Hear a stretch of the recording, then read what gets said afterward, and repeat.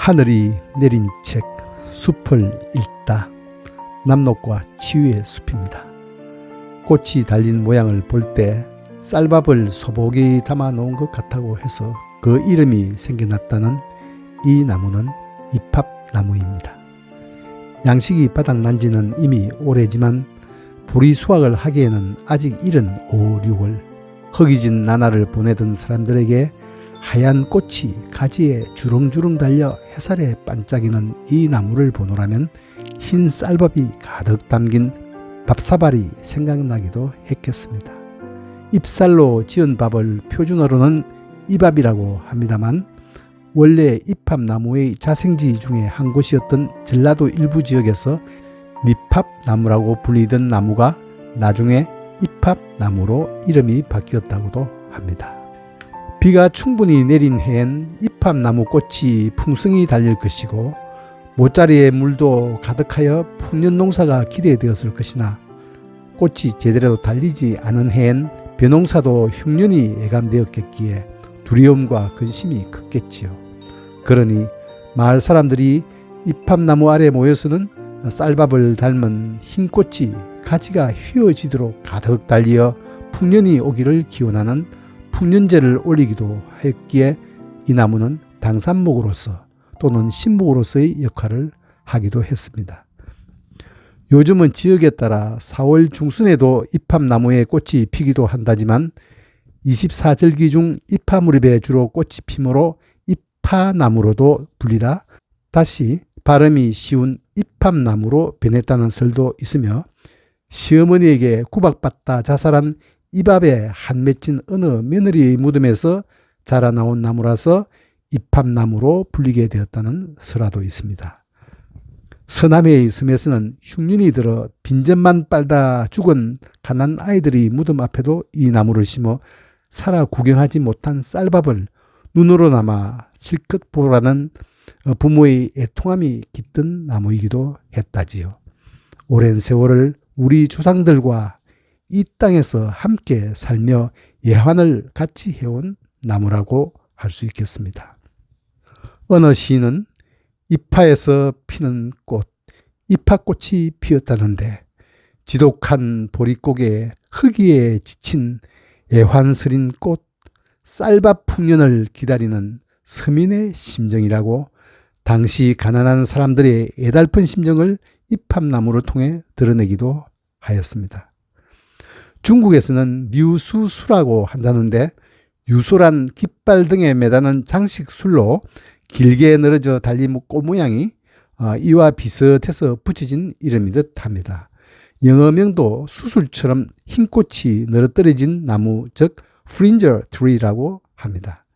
학명에서 라틴어로 눈을 뜻하는 키온과 꽃을 의미하는 안투스가 합쳐진 키오난투스가 속명이며 나무에 달린 흰색 꽃이 마치 흰눈이 내린 것 같다는 눈꽃 피는 나무라는 뜻이 되겠습니다. 종소명 레투수스는 잎의 가운데가 약간 오목한 모양임을 표현한다고 합니다. 입합나무보다 잎이 더 길지만 꽃잎은 좀 더 가녀린 종을 긴 잎 입합나무라고 하여 우리나라 특산종으로 구분하기도 했으나 현재 우리나라 국가표준식물 목록에서는 자생종 입합나무와 재배종인 미국 입합나무 단 2종만 정명으로 등재되어 있습니다. 입합나무는 중국, 일본, 대만 등의 일부 지역과 우리나라 중부 이남의 산야에서 자생하는 것으로 알려져 있지만 특히 1988년 올림픽 이후 정원수나 가로수로도 많이 심어졌다고 하며 그 결과로 지금은 은행나무, 왕벚나무에 이어 전국 가로수의 10% 이상을 차지합니다. 20여 미터씩 자라는 낙엽지는 큰 키나무로 회갈색의 나무 껍질은 세로로 불규칙하게 갈라지며 긴 타원형으로 마주나는 잎은 가장자리가 밋밋하나 어릴 땐 잔톱니도 보이고 잎 뒷면의 주맥 주변에는 물풀의 나무처럼 털이 빽빽합니다. 햇가지 끝에 네 갈래로 깊게 파인 통꽃이 무더기로 달리는데 20여일 동안 그윽한 향기를 뿜다 떨어지는 꽃의 모습이 찬란한 녹음의 계절에 펑펑 내리는 눈이 바람에 날리는 듯하여 참으로 신비스럽고 아름답습니다. 꽃은 암수 땅그루로 분류되지만 수꽃이 피는 수꽃그루와 한 개의 암꽃이 활성화된 두 개의 수술과 함께 있는 양성화도 관찰된다면서 수꽃 양성화 땅그루라는 주장도 나왔지요. 수술은 화관에 둘러싸여 꽃가루가 바람에 날릴 수 없는 형태이므로 바람으로 수분이 이루어지지는 못합니다. 이러한 꽃의 구조 때문인지 주변에서 벌과 같은 매개곤충도 눈에 잘 띄질 않으나 양성화의 자가수정보다는 충매화일 가능성이 높다는 생각을 해봅니다. 10월 내지 11월이면 흑색으로 익는 열매가 땅에 떨어져도 자연 상태에서는 두 번의 겨울을 지나야만 싹이 나올 정도로 야무지다고 하며 어릴 때는 빨리 자라지를 않고 꽃도 7 내지 8년은 지나야 피므로 인공적 종피 처리 등으로 씨앗을 발화시키지 않으면 스스로의 번식에는 좀 어려움이 있을 거라는 생각이 듭니다. 전국적으로 천연기념물로 지정된 입합나무는 7그루가 있고 그 외에 200여 년 이상 수령인 노고수들도 수십 그루나 되며 노고수는 거의 남쪽 지방에서나 보입니다. 우리나라에서 제일 먼저 천연기념물로 지정된 입합나무는 전남 순천 평중리에 있는데 수령이 500세쯤으로 가장 아름답다고도 합니다. 양처보다는 현모가 되려 애쓰는 아내가 꽃 구경 가자고 했을 때 맨 먼저 왜 입학꽃이 떠올랐을까? 가정과 직장을 오가며 힘들게 살아온 아내가 모처럼 부부여행을 제안했을 때 나는 왜 소복히 쌀밥 같은 꽃을 피운 채 모내기 하는 들녘을 바라보는 입합나무가 떠올랐을까? 입합나무 꽃그늘에서 새삼 거칠어진 아내의 손을 간절히 잡고 싶었을까?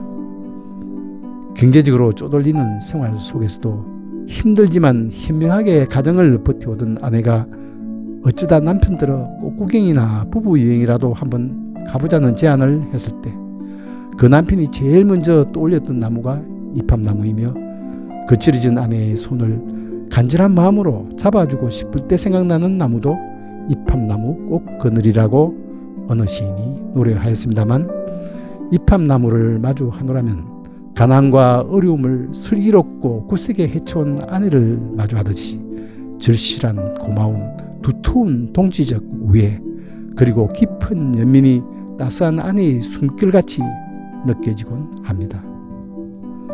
고단했던 삶의 풍파를 견뎌낸 아내의 손처럼 거칠게 갈라진 회갈색의 나무줄기에서 마주 나온 가지에는 간절한 마음으로 마주잡은 남편의 손가락처럼 떨리는 잎이 달리며 풍년을 향한 농부들의 염원인 듯 부부의 소박한 기원이기라도 하는 듯 가지마다 눈처럼 새하얗게 피어오른 꽃송이에는 우리들의 평범한 희망이 소복이 담긴 듯도 한 나무입니다. 일상으로 주어지는 사소한 행복과 평화로움 속에서 담백한 사랑을 꿈꾸는 부부의 가난한 마음처럼 인생의 고달픔과 번민들이랑 잠시 내려놓은 채 변함없는 사랑과 의지로 여러 어려움들도 잘 버텨내자고 다짐하는 의로운 사람들의 맑은 모습들도 입합나무의 꽃향기 속에 녹아나는 것만 같습니다. 영원한 사랑, 자기 향상과 같은 입합나무가 상징하는 꽃말이 새삼스런 깨달음으로 다가옵니다. 배고파도 말 못하던 과거가 현재에게 고른 마음을 가지고 살라는 듯 하얀 쌀밥 같은 말씀을 주렁주렁 매달고 있다. 어렵고 힘들지만 고른 마음으로 하루하루를 보람과 고마움으로 살아가려는 우리들, 우리 함께 입합나무 아래에 서서 하얀 쌀밥처럼 위로와 희망이 주렁주렁 매달리는 경험을 해보지 않으시렵니까?